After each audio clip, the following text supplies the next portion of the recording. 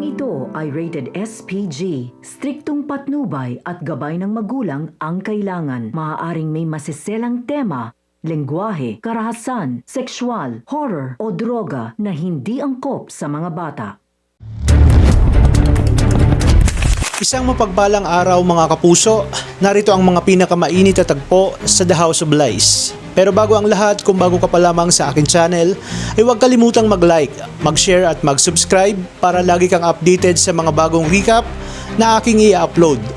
Hindi inaasahan ni Marge ang kanyang madidiskubre, pero mas lalong hindi niya inaasahan ang kasinungalingang ibabato sa kanya. Sa hotel na iyon, tila may tinatago si Paulo. Ngunit bago pa man siya mabuking, mabilis kumilos si Thea. Sa isang iglap, nagbago ang kwento. Nagpanggap si Thea na may hinihintay lang na kliyente itong si Paulo. Napaisip si Marge, dahil ba ito sa sinabi ni Paulo noon? Pero sa galing nilang magtahi ng kasinungalingang, pansamantalang napaniwala si Marge. Samantala, hindi lang siya nakaramdam ng kakaiba. Si Edward ay unti-unting nagdududa. Napansin niyang nagbabago si Thea. Madalas magsinungaling, iwas sa kanya, at tila may ibang iniisip. At nang i-check niya ang ilang detalye, hindi nagtugma ang mga kwento. Kumpirmado na may itinatago sa kanya ang kanyang asawang si Thea. At ramdam na ramdam iyon ni Edward. Habang si Marge naman ay abala sa pag-aalaga kay Jasmine, walang kaalam-alam na sa likod ng kanyang likuran, may nangyayari ng pagtataksil. Hinahanap-hanap niya si Paulo.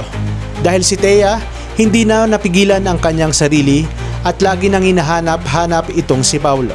Kaya isang araw sinundan niya ito hanggang sa opisina at doon muling naglapit ang dalawa. Kahit nag-aalala si Paulo na baka may makakita, hindi na umatras itong si Thea. Para sa kanya, mas mahalaga ang sandaling kasama itong si Paulo. Ngunit sa gitna ng kanilang lihim, isang pares ng mata ang nakakita, ang nakatulong. Natigilan ito sa kanyang mga nasaksihan at agad hinarap ang dalawa. Humingi ng paliwanag dahil malinaw sa kanya na may relasyon sina Thea at Paulo. Sa puntong iyon, isang desisyon ang kailangang gawin.